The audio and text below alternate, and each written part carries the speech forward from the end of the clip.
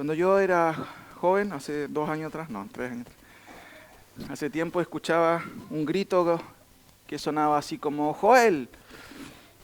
Eh, bueno, si yo no respondía, volvía a escucharse otra vez Joel fuerte, y en realidad personalmente no esperaba que sonara una tercera vez porque no era muy conveniente, ¿cierto? Yo sé, mis queridos, que muchos de ustedes se crió en contextos en donde escuchar la voz de los padres era diferente y de hecho quizás más drástico, porque antiguamente los padres hablaban una vez y había que obedecer o responder. ¿Cómo responden los niños hoy cuando uno los llama? Esto ha cambiado bastante. Una vez, otra vez, y parece que no hacen caso. ¿No ves que estoy ocupado? Jugando Play o haciendo cualquier cosa. Mis queridos hermanos, la manera que uno responde al Señor también revela qué hay en nuestro corazón. El texto que vamos a ver hoy día tiene que ver con eso. ¿Cómo responde el pueblo de Dios a la voz de su Padre o al Padre Celestial? En este caso, al Señor. Escuchar a Dios también y la manera en que lo hacemos revela el estado de nuestro corazón. Y bíblicamente, hermanos, escuchar a Dios no tiene que ver con usar el oído en el sentido, no sé, fisiológico, sino espiritual. Escuchar a Dios siempre tiene que ver con obedecer a Dios.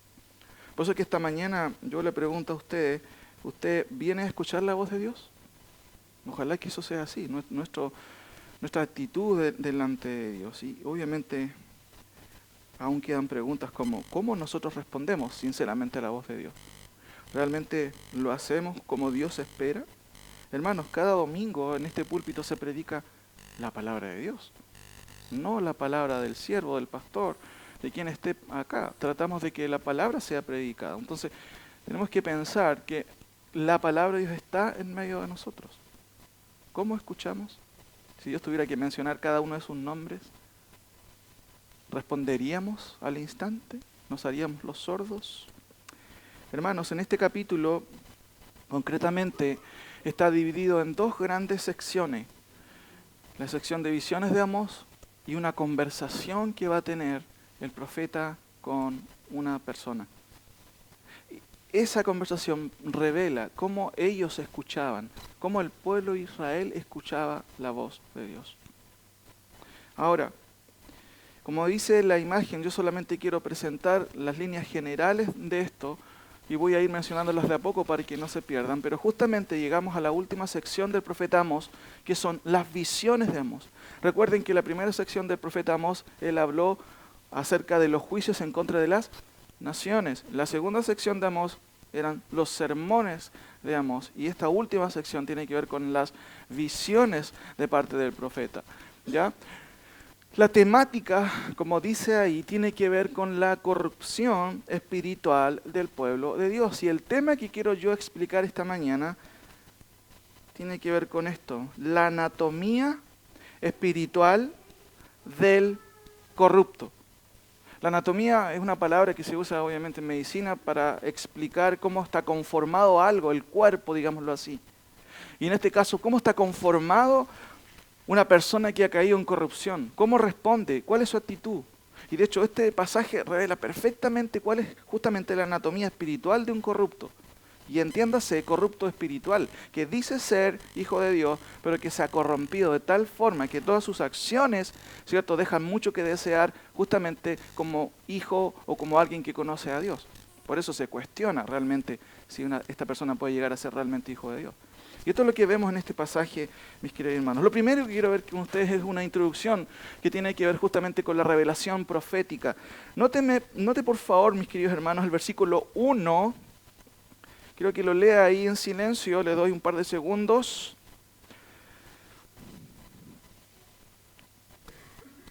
Lea el versículo 4 ahora del capítulo. Le doy unos segundos también para que lo lea, porque vamos a encontrar algo similar ahí en el 1, en el 4. En el versículo 7 también, quizás la palabra es diferente. Versículo 8 también se ve ahí algo. Sáltese por favor al capítulo 8. Capítulo 8, versículo 1. También se vuelve a repetir un concepto ahí, versículo 1 del capítulo 8. Y note también, por favor, el capítulo 9, versículo 1.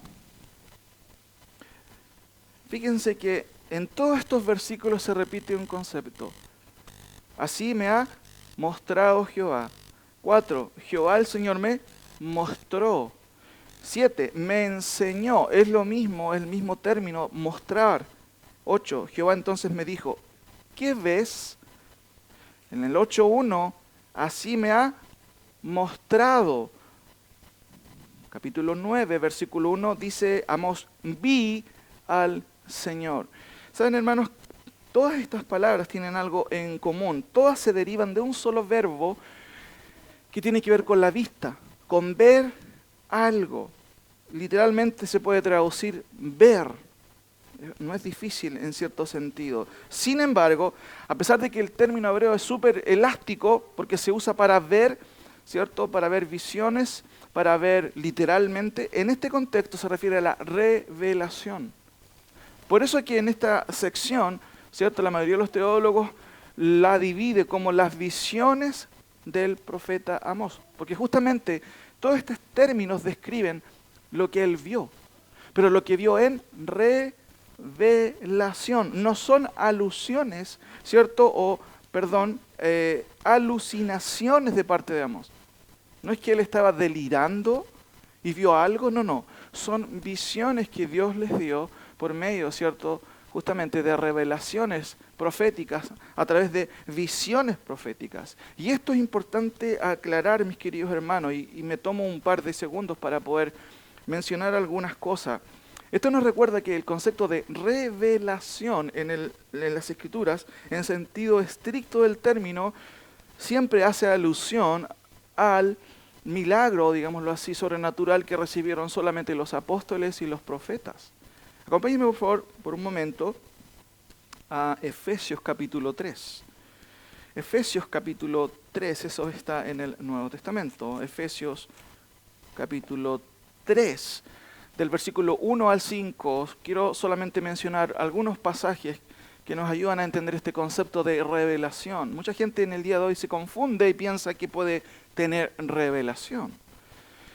Pero no es así. Bíblicamente, como dije, el concepto está remitido solamente a quienes recibieron por poder sobrenatural de Dios, ¿cierto? Esta capacidad de ver algo que no era y no había sido revelado. Dice Pablo, por esta causa yo, Pablo, prisionero de Cristo Jesús, por vosotros los gentiles, si es que habéis oído de la administración de la gracia de Dios que me fue dada para con vosotros, que por, fíjense, revelación me fue declarado el misterio, como antes lo he escrito brevemente, leyendo lo cual podáis entender cuál sea mi conocimiento en el misterio de Cristo, misterio que en otras generaciones no se dio a conocer a los hijos de los hombres, como ahora es revelado a ¿quién? A sus santos apóstoles y profetas, ¿por medio de quién? Por medio del Espíritu, y se entiende que es por medio del Espíritu Santo. Sáltese por favor a 1 Corintios capítulo 2. 1 Corintios capítulo 2. 1 Corintios capítulo 2. El miércoles estuvimos recordando un poco estos conceptos en el culto que tuvimos nosotros en Victoria. El pasaje, ¿cierto?, del capítulo 2 describe varias cosas interesantes, y entre estas describe cómo Dios o el misterio de Dios fue revelado a los hombres, sin duda a todos los hombres. El versículo 10, fíjense cómo dice del capítulo 2. Pero Dios nos las reveló a nosotros. Ese es un plural editorial. ¿Qué significa eso? Que nos remite a los autores, en este caso al cuerpo apostólico, Pablo especialmente. La epístola a los Corintios fue escrita, ¿cierto?, por Pablo, pero también, de acuerdo a la misma epístola, ¿cierto?, por Sóstenes, como dice ahí el pasaje. Pero cuando Pablo dice, pero Dios nos las reveló a nosotros, refiriéndose al contexto ahí, ¿cierto?, al misterio revelado de cosas que ojo no vio, que ni han subido a corazón de hombre. Todo lo que comporta el Evangelio, hermano, en primera instancia vino por medio de los apóstoles.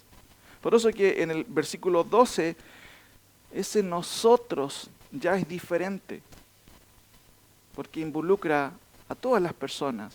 No es un plural de editorial, digámoslo así. Y nosotros no hemos recibido el espíritu del mundo, sino el espíritu que proviene de Dios. Todos los creyentes hemos recibido el Espíritu Santo, pero no todos recibieron de parte de Dios revelación. Sáltese por favor, mis queridos hermanos, a otro pasaje importante en el Nuevo Testamento. Primera de Pedro, por favor. Primera de Pedro.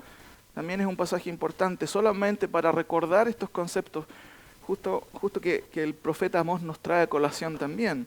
Primera de Pedro, por favor. Primera de Pedro, Santiago, Hebreo, Santiago.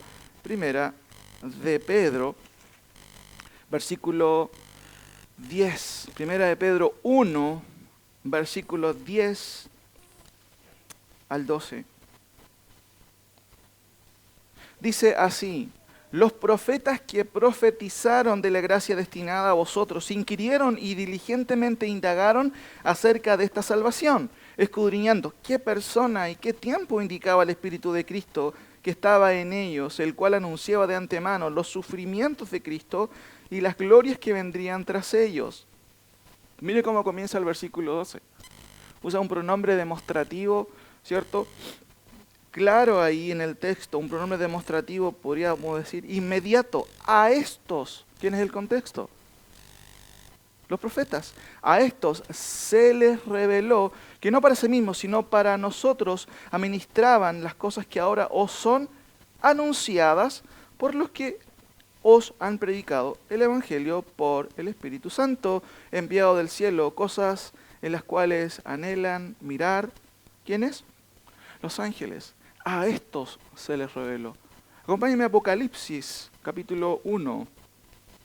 Apocalipsis, capítulo 1, por favor. Apocalipsis, capítulo 1, antes de volver a nuestro pasaje del texto. Apocalipsis, capítulo 1 es un pasaje muy conocido. Mire cómo empieza Juan. Dice la revelación. La palabra revelación justamente proviene de la palabra apocalipsis. Justamente el nombre que se le ha dado a la carta. Apocalipsis, que significa quitar el velo de algo que no era conocido.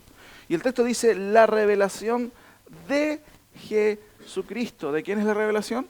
Es de Jesucristo. Dice que Dios le dio, fíjense cómo es la estructura. Dios da la revelación a Cristo y mire lo que Cristo hace. Dice el texto, la revelación de Jesucristo que Dios le dio para manifestar a sus siervos las cosas que deben suceder pronto, y la declaró enviándola por medio de su ángel a su siervo Juan, que ha dado testimonio de la palabra de Dios y del testimonio de Jesucristo y de todas las cosas que ha visto. ¿Quién vio esa revelación? Juan. Entonces, es importante recordar, volvamos por favor, mis queridos hermanos, a Amós, ¿cierto? Que es nuestro pasaje. Amós, capítulo 7, que todas estas referencias a Dios me mostró son exclusivamente una prerrogativa de los profetas y los apóstoles. Lo que hace el Señor en el día de hoy a través de quienes enseñamos la palabra del Señor, y de hecho nosotros necesitamos eso, es una cosa que es diferente, que es la iluminación. ¿Cómo podemos entender la Biblia? A veces es difícil. Ore al Señor que Dios le dé iluminación. Señor, ilumíname. Cuidado con decir elimíname, ¿cierto? Que puede ser parecido, pero como decía un hermano en un campo y oraba, Señor, elimina al pastor, elimina al pastor. Y bueno, la idea era ilumina al pastor. Él estaba bien, porque entendía el concepto de iluminación. Así que tengamos cuidado en eso, hermanos. Muchas veces en nuestro vocabulario, en la jerga evangélica, muchas veces uno escucha, Dios me reveló esto. No, Dios no te ha revelado nada. Dios reveló a los profetas y a los apóstoles. Lo que Dios hace con nosotros es darnos iluminación acerca del texto. Por eso Dios también dota a su iglesia de siervos que sean, fíjense, aptos para enseñar. Ahora, volvamos un poco a nuestro pasaje entonces. No son alucinaciones de Amós. ¿Qué son? Son visiones que Dios dio a Amós. ¿Y qué revela Dios a Amós? Fíjense que en este primer capítulo vemos tres visiones. Tres visiones. La visión de las langostas destructoras, la visión del fuego y la visión de la plomada de albañil. Voy a leerla y explicarlas brevemente porque las tres apuntan a una sola cosa. Dice el versículo 1 al 3. Así me ha mostrado Jehová el Señor. He aquí, él criaba langostas cuando comenzaba a crecer el heno tardío. He aquí, era el heno tardío después de las siegas del rey. Y aconteció que cuando acabó de comer la hierba de la tierra, yo dije, Señor Jehová, perdona ahora, ¿quién levantará a Jacob? Porque es pequeño. Se arrepintió Jehová de esto, no será, dijo Jehová. ¿Cuál es la idea? La idea, mis queridos hermanos, es que Amós tuvo una visión de un enjambre de langostas que destruía la segunda recogida de heno, que pertenecía al pueblo, después que el rey había recibido la primera recogida para sus animales. Esa es la idea de esta primera visión. Por eso que el profeta, ¿cierto?, va a tratar de apelar por su pueblo y él dice, Señor Jehová, perdona por favor, ¿a quién levantará a Jacob? Porque es pequeño. Y recuerden que Israel vivía y una de sus fuentes de alimento era la agricultura. Pero aquí hay una langosta, una enjambre de langosta que destruye la segunda cosecha, que también era para el pueblo. El rey había alcanzado sacar algo de ello para los animales, pero la segunda ya no estaba. Por eso que el profeta apela. ¿Y cuál es la respuesta del Señor? Fíjese el versículo 3. ¿Se arrepintió Jehová de esto? No será, dijo Jehová. ¿Cuál es la idea? Dios no va a cambiar su decisión. El juicio de Dios ya está echado. No va a cambiar su decisión. Segunda visión. Fíjense en el versículo 4 al 6. Jehová el Señor me mostró, otra vez por visión, así, he aquí Jehová el Señor llamaba para juzgar con fuego, y consumió un gran abismo, y consumió una parte de la tierra. Y dije, Señor Jehová, cesa ahora, o para por favor. ¿Quién levantará a Jacob? Porque es pequeño. ¿Cuál es la respuesta del Señor? Versículo 6. ¿Se arrepintió Jehová de esto? Dice Amós, no será esto tampoco, dijo Jehová el Señor. ¿Cuál es la idea? Dios no va a cambiar su decisión. Dios no va a desistir de su juicio. Ya el juicio fue decretado. Tercera visión. ¿Cuál es la idea aquí? La visión de una plomada. Dice el texto, me enseñó. De hecho es la misma palabra que se usa en el 7.1, en el 4, en el 8.1 y en el 9.1. Es la misma. Pero aquí se traduce como esto, como enseñar, como poner de manifiesto. Me enseñó así, he aquí el Señor estaba sobre un muro hecho a plomo y en su mano una plomada de albañil. Ayer, ¿cierto? Íbamos a Pitrufquén con los chicos y íbamos conversando con Josué y yo les explicaba qué es lo que era un plomo de albañil. ¿Conocen todo lo que es un plomo de albañil? ¿Cierto? Es una alianza larga que abajo tiene un peso, a veces puede ser de plomo, que se cuelga y el albañil pone al lado del muro para medir arriba la distancia entre el muro y donde pone, ¿cierto?, la mano, y abajo también hace la misma medida para ver si el muro está inclinado o está derecho. Pero la ilustración que usa Amós es justamente la de albañil para poder medir la calidad espiritual de Israel. Y note lo que dice el texto. Dice así, me enseñó, he aquí el Señor estaba sobre un muro hecho a plomo y en su mano una plomada de albañil. Es una visión, recuerden. Y Jehová entonces me dijo, ¿qué ves, Amós? Y dije,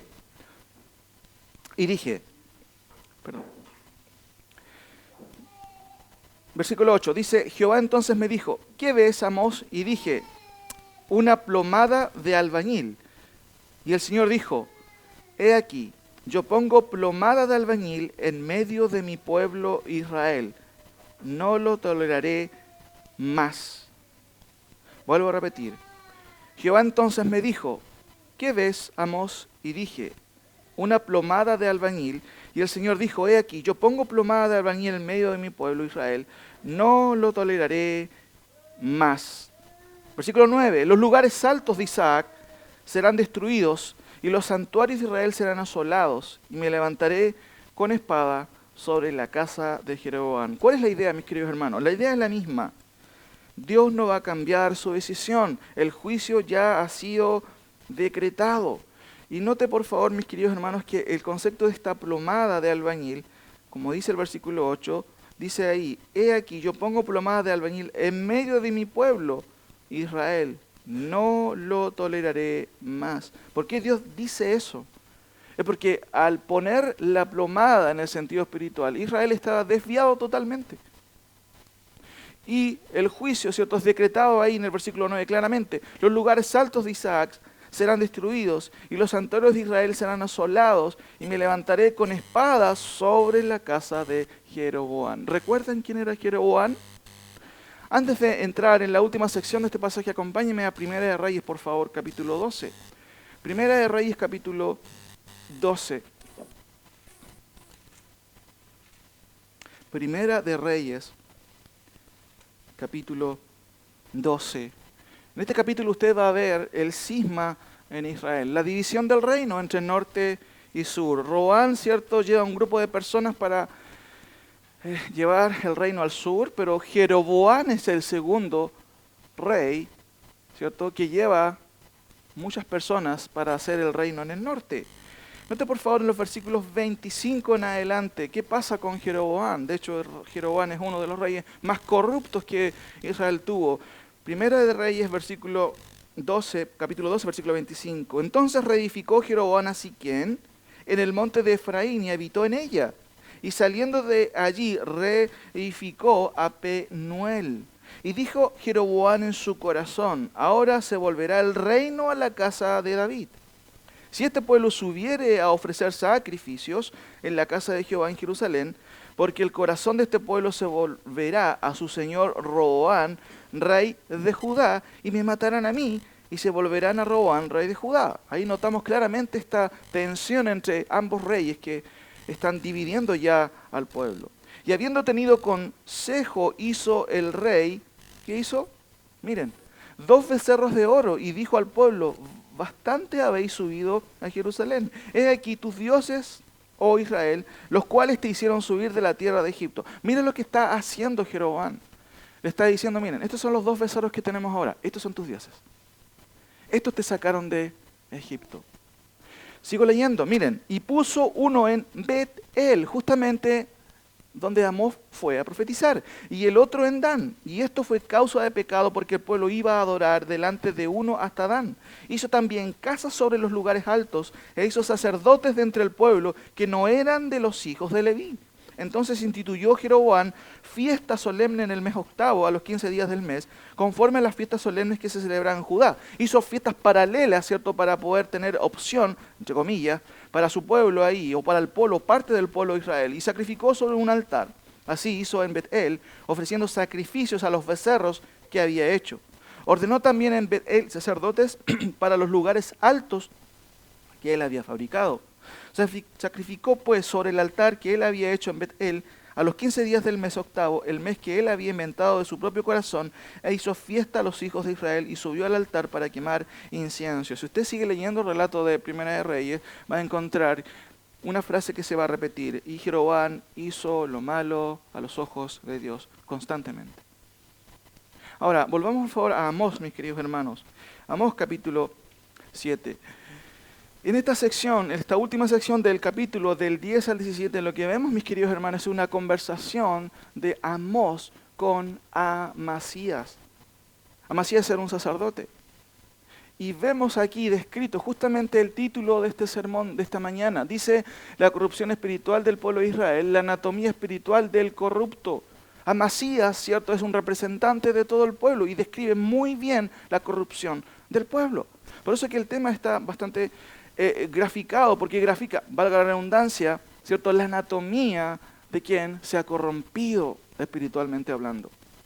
Lo primero que vemos entonces, mis queridos hermanos, es lo siguiente: ¿cómo se corrompe a alguien? Lo primero, manifiesta una falta de fidelidad, que dice ahí, al ministerio. Leamos lo primero entonces, mis queridos hermanos, ahí en el versículo 10.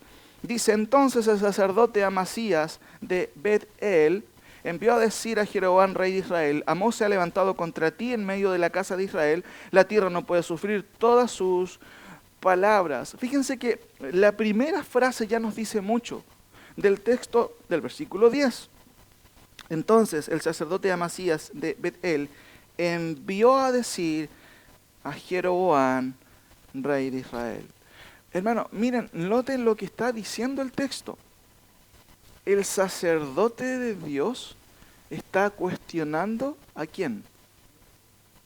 ¿Quién es Amós? ¿Es el profeta de quién? De Dios. Noten, hermanos, el sacerdote de Dios está cuestionando al profeta de Dios. El texto lo dice y está inferido aquí. Entonces, el sacerdote Amasías de Bet-El envió a decir a Jeroboam, rey de Israel. Envió a decir, mis queridos hermanos, revela al toque la clase de sacerdote que era Amasías. En otras palabras, la fidelidad de Amasías no estaba con quien debía estar, con el siervo del Señor, estaba con el rey Jeroboam, que era y fue uno de los reyes más corruptos de Israel. La expresión de Amasías o la acción de Amasías me recordaba lo que hacía el hermano chico en la familia. ¿Qué hacía cuando el hermano hacía algo malo? Acusaba, ¿cierto? Acusaba. Amasías tiene esta misma actitud de acusar, pero lo que él hace es contraproducente, totalmente, porque él es sacerdote, él debería haber hecho ¿qué cosa? Él debió haber denunciado a Jeroboam y haber, ¿cierto?, apoyado en este caso al profeta de Dios. Mis queridos hermanos, una de las características de la obra de Satanás a veces en la iglesia justamente tiene que ver con este desorden que hay a veces en el liderazgo. Para que una iglesia tenga problemas o se destruya, muchas veces Satanás se vale justamente de la murmuración, pero también de la murmuración del liderazgo de la iglesia. Aquí hay un ejemplo concreto de alguien que no entiende el ministerio. Por eso que lo primero que notamos aquí, haciendo una aplicación justamente a la obra de Dios en el día de hoy, es que una persona corrupta, la anatomía de una persona corrupta, es que manifiesta una falta de fidelidad ¿a quién? Al ministerio. Amasías, un profeta, un sacerdote, hace todo lo contrario a lo que debe hacerse. Es ir en contra de los siervos de Dios. Hermanos, el Nuevo Testamento hace un hincapié con respecto a los siervos del Señor. Fíjense por favor, y no lo busquen, solamente leo esta cita. Hebreos 13:17 dice, obedeced a vuestros pastores, está en plural, y sujetaos a ellos porque ellos velan por vuestras almas, como quienes han de dar cuenta, para que lo hagan con alegría y no quejándose, porque esto no es provechoso. Si hay una cosa, mis queridos hermanos, que la iglesia cristiana primitiva tiene, es una estructura. Dios puso a unos en la iglesia, ¿se acuerdan? Profetas, apóstoles, pastores y maestros. Pero hay un orden, no es una jerarquía episcopal, no es una jerarquía superior. Hermanos, yo soy tan pecador como usted y necesito de la gracia de Dios todos los días.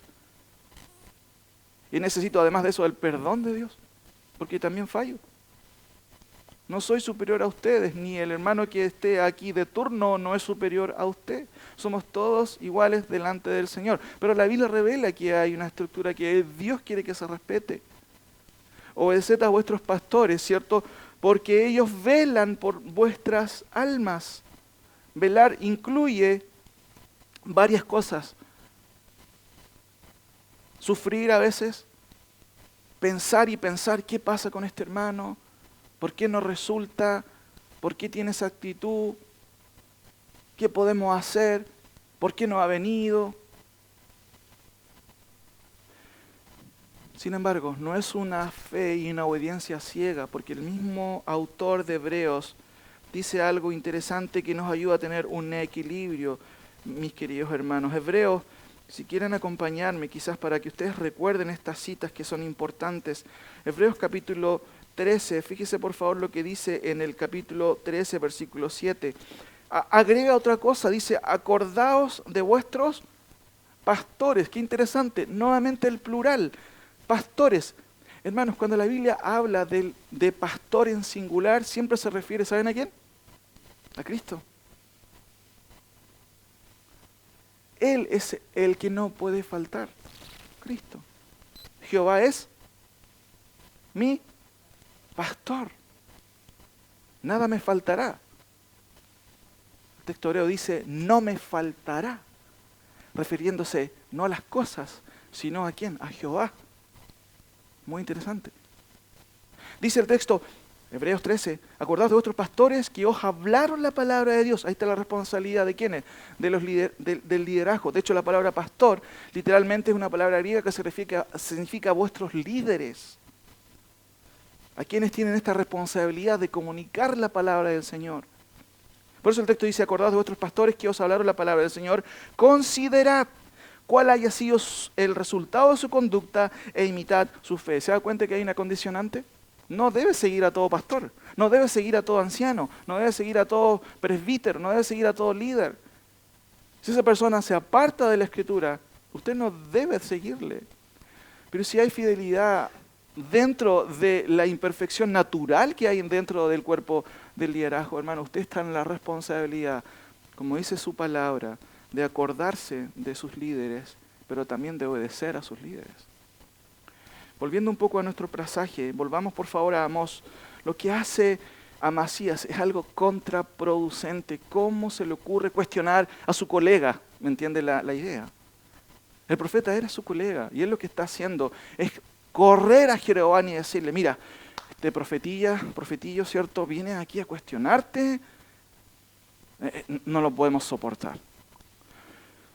Lo primero entonces que vemos, mis queridos hermanos, de una persona o de la anatomía espiritual de la corrupción o de alguien que se ha corrompido, es que manifiesta una falta de fidelidad al ministerio. Segunda cosa, manifiesta una interpretación defectuosa del y en el ministerio. Vamos ahí por favor nuevamente a nuestro pasaje en Amós. Fíjense la segunda frase, pongan atención, porque el texto en sí no sugiere estos conceptos. Dice ahí, entonces el sacerdote Amasías de Bet-El envió a decir a Jeroboam, rey de Israel, Amós se ha levantado contra ti en medio de la casa de Israel. Fíjense el segundo error de Amasías. Una cosa es lo que dice Amós, la otra, cómo lo dice. Pero hay otra cosa muy diferente, cómo nosotros interpretamos muchas veces lo que el texto dice. Y en este caso, cómo interpretó las palabras de Amós a Amasías. Les doy un ejemplo para que me entiendan. Santiago 4:4 dice, oh almas adúlteras, ¿no sabéis que la amistad del mundo es enemistad contra Dios? Cualquiera pues que quiera ser amigo del mundo, se constituye en enemigo de Dios. Si yo le pregunto aquí, mis queridos hermanos, ¿qué es lo que dice el texto? Usted no tiene que estudiar 5 años de pedagogía para poder entender el texto. No debe hacer un doctorado de lenguaje para comprender que es tan claro el texto. Dice, oh almas adúlteras, ¿no sabéis que la amistad del mundo es enemistad contra Dios? Cualquiera pues que quiera ser amigo del mundo se constituye en enemigo de Dios. Eso es lo que dice el texto. ¿Cómo lo dice? Lo dice de manera fuerte. Lo dice de manera, digámoslo así, potente el texto. Pero una cosa y una tercera cosa es cómo leemos nosotros, cómo interpretamos el texto. Hermano, ¿le ofende a usted un pasaje como este? ¿Un versículo como este? Los oídos de Amasías eran muy sensibles a la crítica. No quería escuchar críticas. Le pareció terrible lo que estaba haciendo Amós. Santiago 4:4 es muy interesante. Oh almas adúlteras es un término en femenino. Se refiere más a veces a las mujeres en este contexto. No que los hombres están excluidos, claramente están incluidos también. Pero ¿cuál es la idea para volver a Amós sin dejar esto ahí en el tintero? No necesitamos estudiar, como le dije, hermano, años de pedagogía en castellano, podría ser para entender el texto. El texto es tan claro y advierte que si una relación de amistad va a corromper mi fidelidad al Señor, esa relación no debe ocurrir. Y Dios es tan claro, mis queridos hermanos, que Dios por un lado no la permite, sino que también la condena. Si tú quieres ser amigo del mundo transando tus principios, y esto incluye relaciones de negocios, relaciones amorosas, ¿cierto? Entonces, no solamente haces algo que está opuesto a la Escritura, sino que te pones en una situación muy complicada frente a Dios. ¿Qué dice Santiago? Cualquiera que quiera ser amigo del mundo se constituye ¿en quién? Enemigo de Dios. Nosotros somos muy superficiales para tratar este tema, mis queridos hermanos. No, si no hay problema. Por ejemplo, los niños tienen que pololear, si está, que no importa que... Hermanos, la Biblia es tan clara en esto, tan clara. Ahora, volvamos a Amós nuevamente. Amós se ha levantado contra ti en medio de la casa de Israel. ¿Qué revela esta frase de Amasías? Hermano, Amasías es un pésimo exegeta. Es un pésimo intérprete. Es un pésimo hermeneuta. ¿Cómo interpreta esto? Hermano, muchas veces nosotros en la vida suceden cosas y nuestros ojos están observando. Y a veces interpretamos tan mal las cosas. ¿Cómo interpreta Amasías, el sacerdote? Dice, Amós se ha levantado contra ti en medio de la casa de Israel.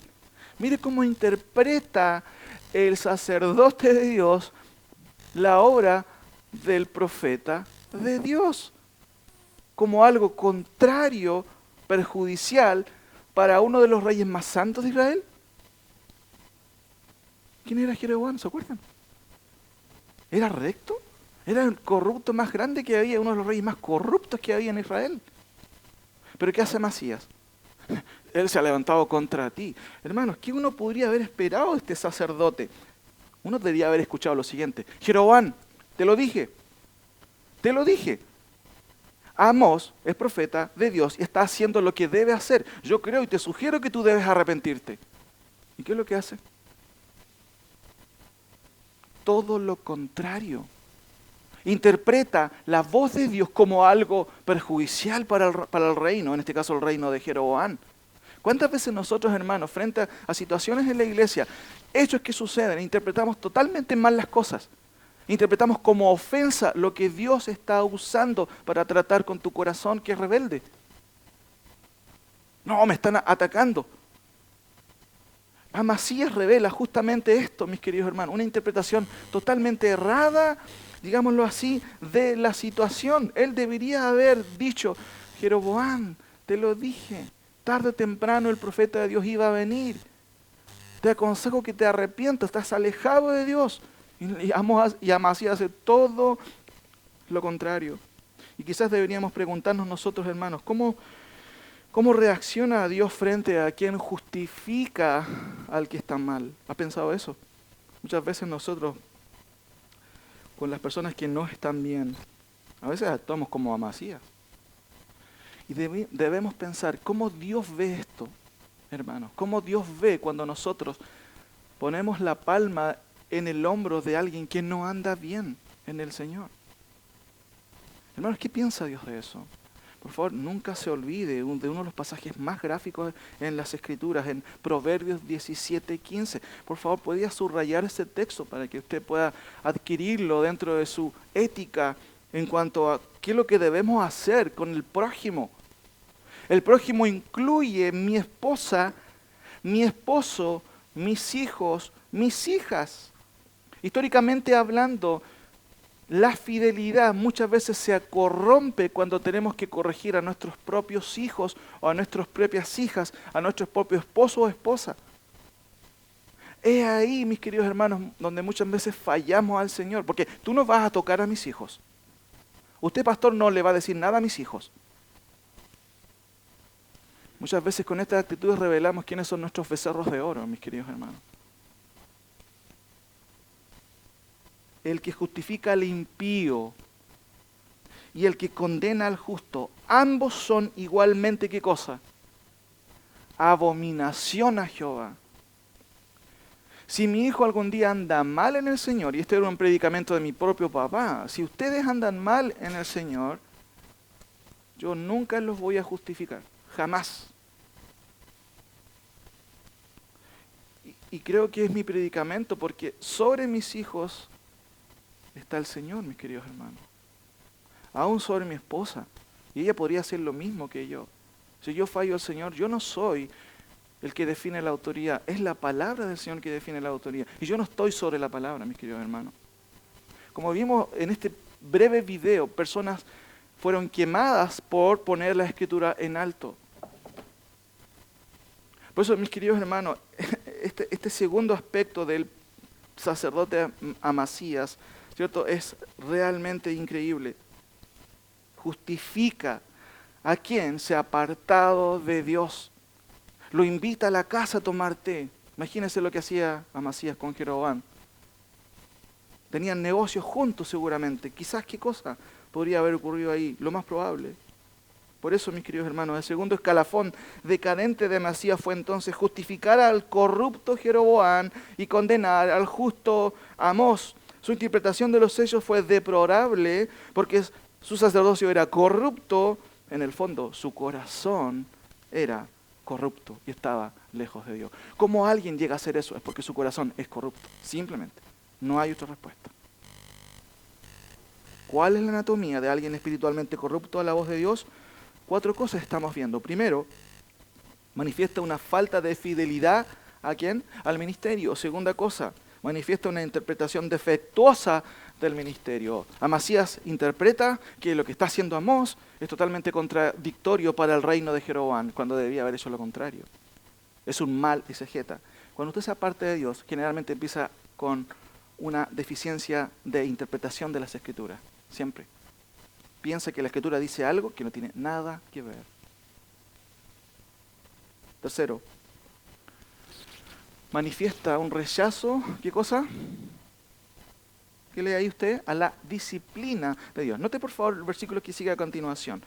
Leo nuevamente del 10. Entonces el sacerdote Amasías de Bet-El envió a decir a Jeroboam, rey de Israel: Amós se ha levantado contra ti en medio de la casa de Israel. La tierra no puede sufrir todas sus palabras. Fíjense una tercera característica de Amasías. ¿Cómo interpreta él las palabras de Amós? Y él dice, ya lo hemos dicho, ¿cierto? Hay un rechazo de parte de él, interpreta totalmente mal, ¿cierto? Pero añade, dice, la tierra no puede sufrir todas sus palabras, porque así ha dicho Amós. Jeroboam morirá a espada e Israel será llevado de su tierra en cautiverio. Otras versiones traducen esto: el país ya no aguanta tanta palabrería de Amós. Otra versión dice: el país ya no puede soportar que siga hablando. Esa es la idea, mis queridos hermanos, cuando el texto dice: la tierra no puede sufrir todas sus palabras. Miren lo que está haciendo Amasías, está emitiendo un juicio acerca del profeta de Dios. Es que no lo podemos aguantar más. ¿Qué podemos hacer? Que parezca un accidente. De aquí surge todo este concepto, ¿cierto? Que parezca un accidente. De hecho, muchos profetas, hermanos, fueron muertos por la corrupción del pueblo de Israel. La tierra no puede sufrir más sus palabras.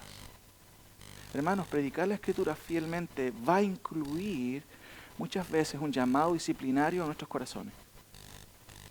El que no se haga muchas veces, ¿cierto? Bueno, es porque se aparta de lo que el texto claramente está diciendo, o porque quienes predican la Escritura quieren agradar simplemente a sus oyentes. Aquí Israel, hermanos, había, como dice Pablo a Timoteo, cauterizado por un lado la conciencia de los israelitas, pero por otro lado también habían afinado sus oídos solamente para escuchar algo bueno. No querían escuchar más el juicio de parte de Dios. La tercera respuesta del sacerdote corrupto entonces, Amasías manifiesta lo que todos los que se alejan de Dios piensan, sienten y dicen y más encima hacen. Primero, se incomodan con la disciplina. Segundo, rechazan la corrección. Y tercero, demuestran un obtusismo frente al consejo. ¿Qué significa obtusismo? Algo obtuso. Obtuso es algo sin filo, pero también tiene relación a alguien que no comprende.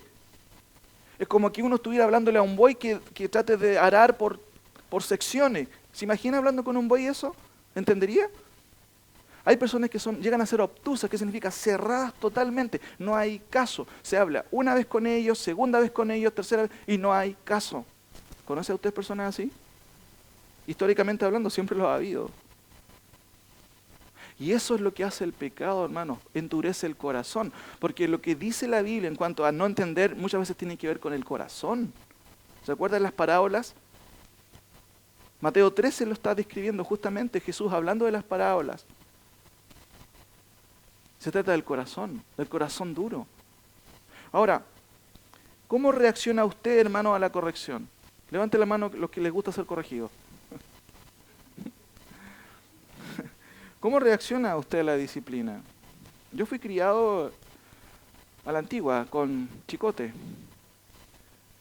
Chicote se llamaba, algo especial.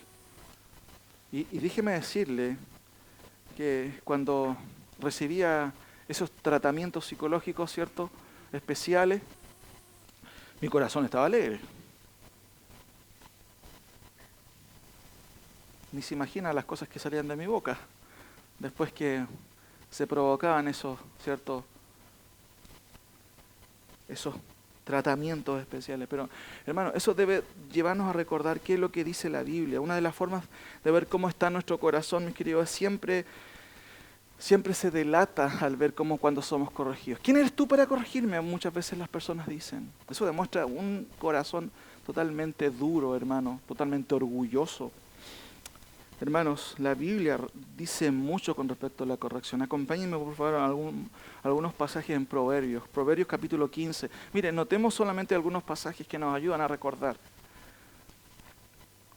cómo debería ser nuestra reacción frente a la disciplina de parte de Dios, aún a la disciplina de nuestros hermanos, la disciplina de los líderes. Proverbios 15:10. Esta es una cosa que se sabe desde mucho antes. De hecho, Salomón escribe 15:10 de Proverbios. La reconvención es molesta ¿para quién? Para el que deja el camino. ¿Estás mal? No, yo no estoy mal, estoy bien. Es obvio, generalmente a las personas que tienen un corazón corrupto espiritualmente hablando, les molesta que se les corrija. Y el texto lo dice ahí. La reconvención es molesta al que deja el camino y el que aborrece la corrección, ¿qué va a pasar con él? Dice el texto ahí, morirá. Su vida va a ser cada vez más decadente. No, yo estoy súper bien, no me pasa nada, espérate que es un tema de tiempo simplemente. Sáltese por favor, mis queridos hermanos, a 15:32. Miren lo que dice el texto inspirado ahí. Proverbios 15:32. Proverbios 15:32. El que tiene en poco la disciplina menosprecia su alma, mas el que escucha la corrección, ¿qué dice el texto? Wow, tiene entendimiento. ¿De cuál es usted? ¿De los que escucha la corrección? ¿De los que no la escucha? Mire, sáltese a Proverbios 13:1. Muy interesante la relación que tú tienes con tus padres. Muchas veces la relación con nuestros padres no es la mejor, porque cada familia tiene un contexto diferente. Pero, hermanos, ¿se acuerda de uno de los mandamientos de parte del Señor? ¿Honra a quién? Pero es que Él me abandonó. Él nos abandonó. Honra a tu padre y a tu madre. Mira lo que dice Proverbios 13:1. El hijo sabio recibe el consejo ¿de quién? Del padre. Por supuesto, si el padre es un corrupto, va a tener muy poco que decir. Pero mira lo que dice el texto. El hijo sabio recibe el consejo del padre, mas el burlador no escucha, ¿qué cosa? Las reprensiones. En términos generales, hermanos, los padres están para aconsejarnos y muchas veces no hay padre que no quiera lo mejor para sus hijos. En el contexto familiar, una relación o una vida cristiana madura, ¿cierto?, íntegra, se revela también en cómo tú reaccionas frente a los consejos de tus padres. ¿Te burlas de ellos? No, el viejo no tiene idea. No estoy justificando a aquellos padres que obviamente no son incrédulos, hermanos, y no hacen la voluntad de Dios, sin duda. Pero en términos generales, siempre hay un padre que te dice las cosas, no hagas esto otro. Por eso que el texto dice, el hijo sabio recibe el consejo, pero el burlador no escucha reprensiones. ¿Qué viene a decirme este? Muchas veces somos así, hermanos, dentro de nosotros, nuestro contexto. ¿Quién es este para decirme las cosas? Sáltese por favor a Proverbios 9. Proverbios 9. Y quizás este es un consejo, porque la palabra de Dios es muy equilibrada en esto. Proverbios 9, del versículo 7 al 9. Proverbios 9, del 7 al 9. el que corrige al burlador, dice otra versión, se acarrea afrenta. El que reprende al impío se atrae mancha. No reprendas al burlador o escarnecedor para que no te aborrezca. Corrige al sabio y ¿qué va a pasar? Yo no les pregunto a ustedes si uno puede preguntar, no sé, ¿a quién le gusta ser corregido? A nadie. ¿Quién quiere ser sabio? ¿Quién quiere ser sabio? A ver, todos queremos ser sabios. Pero el sabio acepta la corrección. Corrige al sabio y te amará. Da al sabio y será más sabio todavía. Enseña al justo y aumentará su saber. Hermano, qué diferente es decir, ¿sabes qué? No lo estaba viendo así. Te pido perdón. Tienes toda la razón. Voy a tratar de cambiar esto. Me cuesta. Corrige al sabio y te amará. El último versículo que tiene que ver con la corrección. Proverbios 23, 13, 14. Usted no tiene hijos, no importa, a lo mejor los va a tener al futuro. ¿Tiene hijos? Bueno, pongan atención, esto es muy interesante porque habla acerca de los hijos. Proverbios 23, 13 y 14. No rehuses corregir al... Yo no le toco ni un pelo a mi hijo. Por favor, nadie le haga nada a mi hijo. Hermano, es una situación que a mí eso de verdad me descoloca mucho. Es como reaccionamos a veces con nuestros hijos. Dice el texto, no rehuses corregir al muchacho porque si lo castigas con vara, ¿qué va a pasar? No va a morir. Hermano, nosotros interpretamos la escritura de manera literal. ¿Qué es una vara? Hermano, por favor, tenga cuidado. No es un palo grueso. Hay que tener cuidado también con cómo hacemos la disciplina. Pero hermanos, vara incluye el castigo físico, literalmente. No hay que hacer una malabar aquí exegético, claramente. No va a morir. Vara, algunos dicen, no, significa medida de disciplina. No tiene nada que ver con medida, es una vara. En el contexto seguramente sería una varilla, una correa. Lo castigarás con vara y librarás, mire, su alma ¿de qué cosa? Del Seol. Muchas veces nosotros en la vida cristiana demostramos nuestro orgullo porque nunca fuimos disciplinados, hermano. Porque nunca se nos corrigió.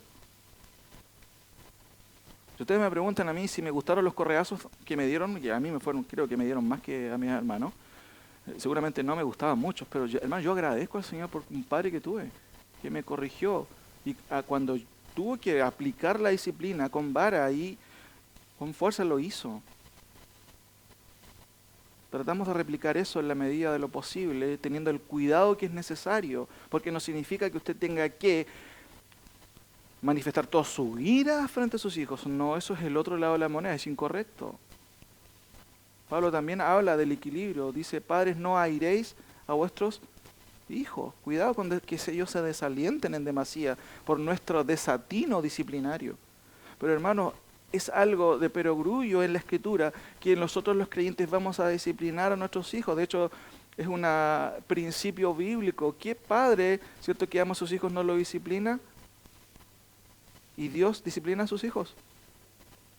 Hermanos, la tercera cosa que notamos aquí, fíjense, la anatomía de alguien corrupto es que manifiesta en primer lugar una falta de fidelidad al ministerio.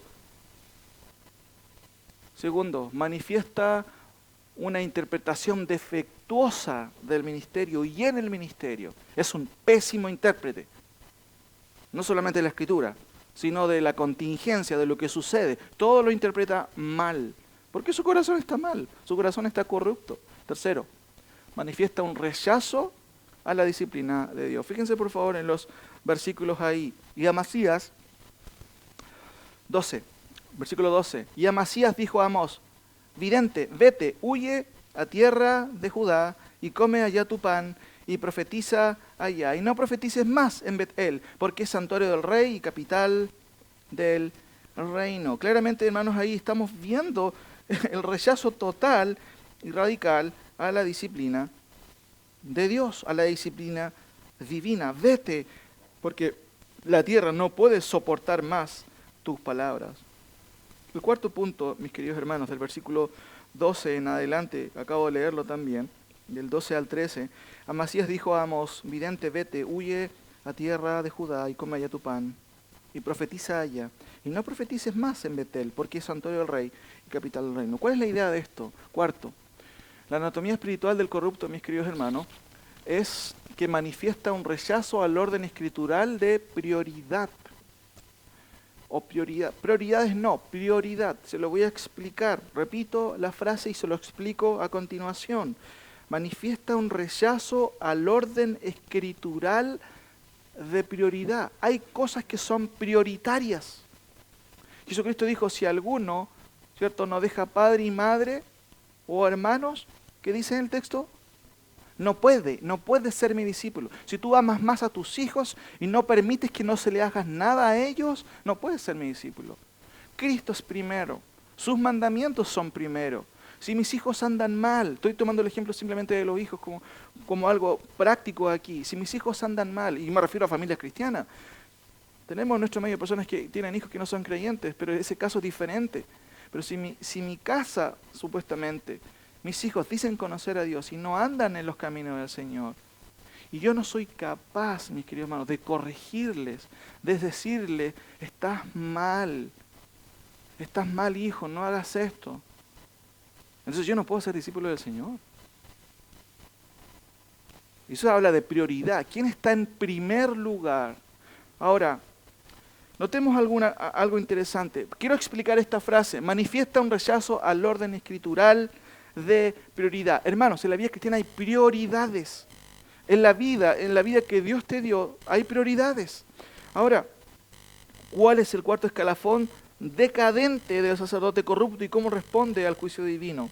Fíjense por favor, mis queridos hermanos, en el texto, lo que dice Amasías ahí. 12, y Amasías dijo a Amós, vidente, vete, huye ¿a dónde? ¿Por qué le dice que huya a tierra de Judá? Muy bien, ¿por qué? Amós era de Judá. ¿Dónde estaba Amasías con Jeroboam? Lo hemos visto en los temas. Estaba en el norte, en un lugar que se llama Bet-El, que quedaba justamente no en la región que correspondía al reino del sur, correspondía al reino del norte. Entonces, con justa razón, entre comillas, lo que está diciendo Amasías, tú no eres de este distrito. Ándate a profetizar allá a donde te corresponde. Tú no eres el profeta del norte. Eso es lo que en primer lugar está diciendo. ¿Cuál es la idea, mis queridos hermanos, de esta frase? Manifiesta un rechazo al orden escritural de prioridad.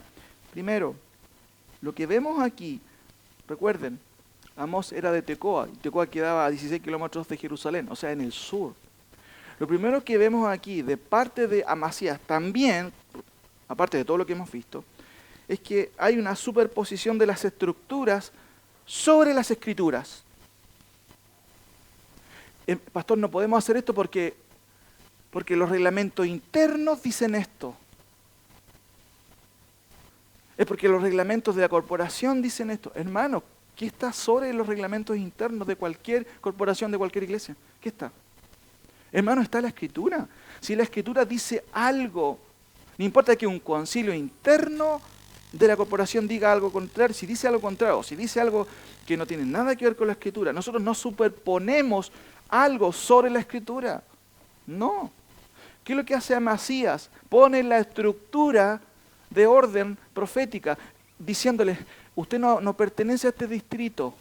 No sé si me entienden la idea. Usted está inscrito en los reglamentos internos de los profetas del sur.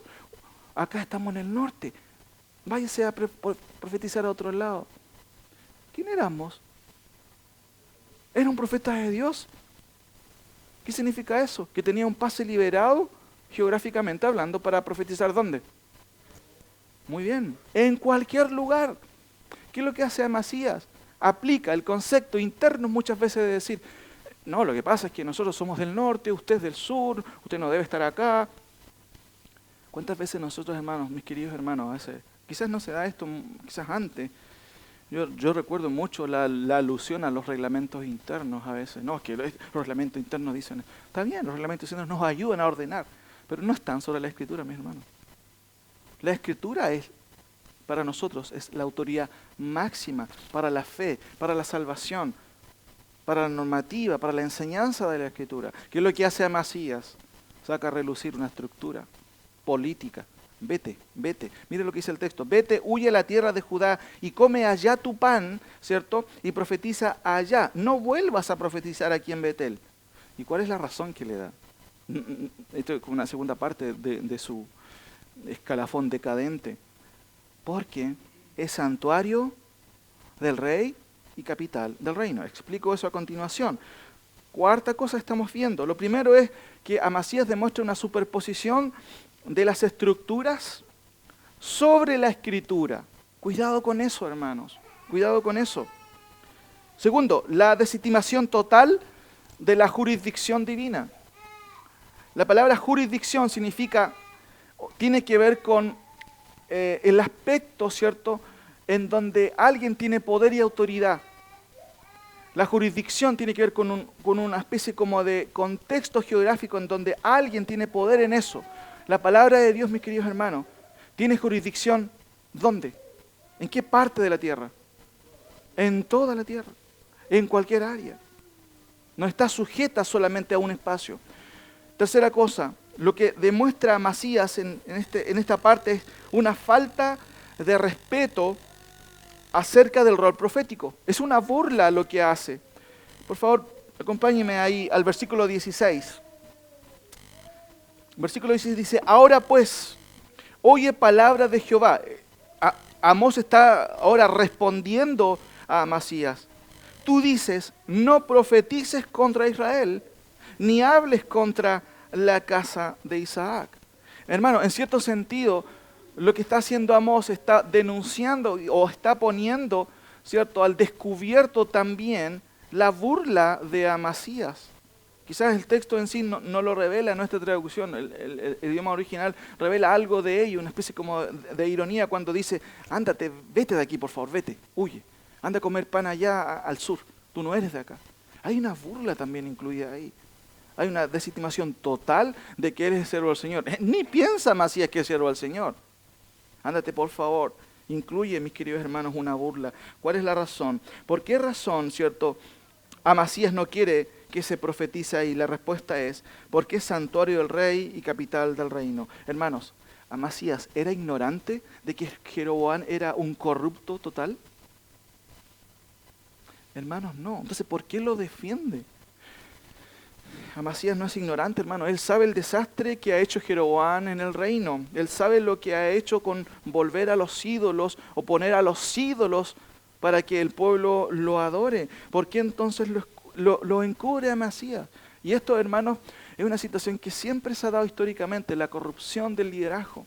Es porque amaron más sus puestos. Amasías amó más las comodidades. Es evidente que Amasías, al proteger a este corrupto, tendría ciertas preventas. Seguramente gozaba de algunos privilegios de parte del rey. Seguramente tenía entradas para el cine ahí en ese tiempo, ¿cierto? Quizás le había dado algunas regalías de compras de terrenos, quién sabe, hermano. Pero llega un momento en que esta persona seguir aspectos abstractos como la fidelidad. Hermano, la fidelidad, uno dice, ¿qué es la fidelidad? La fidelidad se demuestra en la conducta, pero él empezó a guiarse por cosas que quería ver, dinero palpable, cuenta corriente, a lo mejor adinerada, quién sabe. ¿Por qué? Porque Amasías sabía, hermanos, quién era Jeroboam, pero él prefirió su estatus a denunciar justamente a este rey que le traía beneficios también a él. En el fondo, Amasías era un idólatra porque puso a un hombre en lugar de Dios y además era un ególatra porque a él le importaba a él mismo, su posición y lo que ganaba protegiendo a un corrupto como Jeroboam. Voy terminando, mis queridos hermanos, y tenemos la última sección. ¿Cómo respondemos nosotros a quien ha dejado el camino? ¿Cómo deberíamos responder a quien se ha corrompido en la fe? ¿Cómo deberíamos hacerlo nosotros, mis queridos hermanos? En los versículos 14 y 17 vemos una hazaña de Amós en cierto sentido, porque él responde al corrupto Amasías y además de ello, ignorando todo su rechazo, mis queridos hermanos, manifiesta nuevamente el juicio de Dios. Leamos, por favor, los últimos versículos 16 y 17. Ahora pues, oye palabra de Jehová. Mira Amasías, ven para acá. Yo te voy a responder, le dice Amós a Amasías. Tú no estás de acuerdo conmigo, no te gusta el estilo, ¿cierto?, de mi profecía, pero yo te voy a responder. Y él le va a decir en el versículo ahí, como vemos claramente, oye palabra de Jehová, pon atención, eso es lo que está diciendo el texto. Tú dices esto, no profetices contra Israel ni hables contra la casa de Israel. Te lo voy a decir nuevamente. Escucha bien, abre tus oídos. Así ha dicho Jehová. 2 puntos. Y Amós va a mencionar lo que va a venir en contra de ellos, de Amasías, del reino del norte, de Jeroboam. Y lo vemos graficado en 5 juicios directos de parte de Dios. Lo primero, tu mujer será ramera en medio de la ciudad. ¿Qué está diciendo el texto? No está diciendo que la mujer de Amasías va a vender ramas. Usted entiende la idea. Va a ser prostituta. Y mire lo que agrega el texto. ¿Dónde? ¿En un lugar escondido donde nadie la va a ver? ¿Donde nadie va a recurrir a ella? ¿Dónde?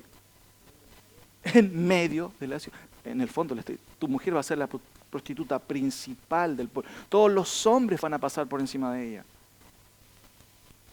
Segundo juicio, tus hijos e hijas van a morir. ¿Cómo? A espada. Tercero, tu tierra, todo lo que conseguiste, ¿cierto?, con esos negocios truchos que hiciste con Jeroboam, uno podría agregar, va a quedar sin nada, va a ser repartida. Todos los beneficios que has hecho por encubrir el pecado, no vas a quedar sin nada. Cuarto, tú morirás en tierra inmunda. De hecho, ya la tierra era inmunda donde están. Lo habían hecho así, habían distorsionado toda la fe, ¿cierto?, que Dios le había dado por medio de sus instrucciones y normas. Pero vas a morir, ¿dónde? En una tierra inmunda. Y quinto, Israel será llevado cautivo, ¿dónde dice el texto? Lejos de su tierra. ¿Qué es lo que está haciendo el profeta, mis queridos hermanos? Nuevamente está describiendo el juicio venidero. Está a las puertas el juicio, la venida del imperio asirio para destruir, en primer lugar, a las tribus del norte. Concluyo con cuatro conclusiones ahí. La respuesta de Amós ya lo vimos, ¿cierto? Con 3 conclusiones. Cuando uno llega al final de un sermón, uno a veces busca, hermano, ¿cómo puedo concluir este pasaje? Y a veces hay un dolor de cabeza en quienes preparan un sermón, porque ¿qué quiero que los hermanos recuerden? Bueno, hermanos, y descanso en esto. Cuando tú predicas el texto con fidelidad, hay alguien que va a hacer aplicaciones que yo jamás podré hacer, que es el Espíritu Santo. Por eso es que descanso en el Señor cuando predico el texto y lo que dice Él. Porque donde yo no voy a alcanzar, el Señor va a alcanzar su corazón. Y yo oro y ruego al Señor que Dios alcance tu corazón en lugares que yo no voy a llegar. Pero sí quiero recordar 3 principios y conclusiones teológicas que recuerdan qué es lo que Dios es. Primero, Amós 7 nos recuerda o nos enseña que cuando Dios ha sentenciado al pecador que no quiere responder correctamente a su llamado, nada evitará el juicio divino sobre él. ¿Cuál es la enseñanza? Hermano, no juegue con el Señor. No juegue con Dios pensando en que Dios no va a hacer nada, que su actitud no va a ser castigada. Hermano, no juegue con el Señor.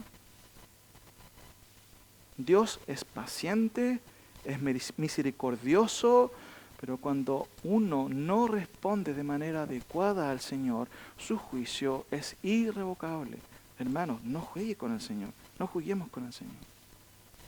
Segundo, Dios siempre revela sus términos, siempre. No es un Dios tartamudo o un Dios misterioso que no sepamos lo que Él expresa. Fíjense lo que dice, hermanos, Hechos capítulo 17. Mire, vaya ahí, por favor. Hechos capítulo 17, versículo 30. Dios es claro. No es un Dios misterioso, como les dije, un Dios tartamudo, que no entendamos lo que Él pide. Claramente en Amós expresa y ha expresado en todo el Antiguo Testamento lo que Él espera de quienes dicen ser sus hijos. Dice Lucas aquí, en el versículo 30 del capítulo 17, pero Dios, habiendo pasado por alto los tiempos de esta ignorancia, ahora, ¿qué pide? Dice, manda a todos los hombres en todo lugar a que se arrepientan. Hermanos, es muy interesante observar esto. El hombre es inexcusable, como dice Pablo justamente a los romanos. Manda a todos los hombres. No les sugiere, hermano. Dios es súper claro en esto. No sugiere a los hombres. Podrían acercarse. No, manda a todos los hombres a que se arrepientan. ¿Por qué razón? Porque ha determinado y ha establecido un día en el cual va a juzgar al mundo con justicia por aquel varón a quien designó, dando fe a todos con haber levantado de los muertos. Dios hace responsable a todos los hombres del conocimiento de aquel que fue levantado de los muertos, que es Cristo. Nadie está en ignorancia, hermanos, nadie. Por eso este segundo punto nos revela que Dios es súper claro en sus términos. Nadie puede decir, no, es que no entiendo lo que Dios pide. Dios claramente se expresa de manera clara, hermanos, en la Escritura. Por eso que también puedo agregar que el Nuevo Testamento dice claramente, el que cree en el Hijo tiene, pero el que rehúsa creer en el Hijo no verá la vida, sino que la ira de Dios está sobre él. ¿Es claro? Es súper claro.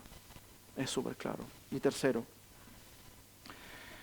Dios claramente manifiesta su malestar con el pecador. Claramente lo hemos visto en Amós. Claramente, Dios manifiesta su ira contra el pecador, contra la corrupción espiritual. Pero hermanos, Dios también manifiesta su malestar frente a nuestra neutralidad.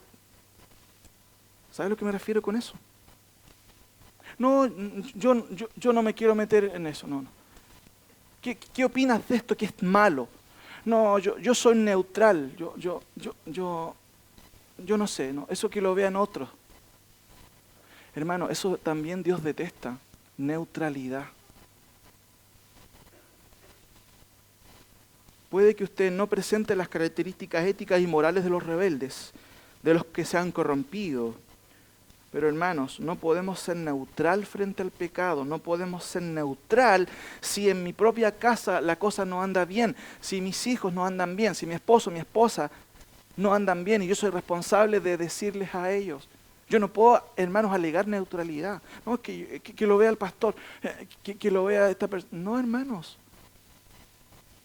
Si bien es cierto, Dios condena el pecado, pero también condena una posición cómoda. Dios no nos manda a ser neutrales. Con declarar que Jesús es el Señor, ya estamos siendo, de hecho, no solamente aneutrales, estamos siendo exclusivos, pero también tomamos una posición que va a complicar al mundo. Claramente, decir que Cristo es el Señor, eso implica, hermanos, el odio de las personas. Pero también dentro de nuestro contexto, dentro de nuestro núcleo como iglesia, hermanos, no justifiquemos lo que es malo. Si usted tiene la oportunidad de poder aconsejar a alguien, hágalo, no sea neutral. Eso Dios también detesta. Sin duda habían personas piadosas en el contexto de Amós, pero muchas de ellas, como Amós, hermanos, no tuvo ni un problema con denunciar el pecado. Sin embargo, hagámoslo con amor también y con cuidado, pero nunca nos quedemos en la neutralidad. Eso tampoco Dios lo aprueba.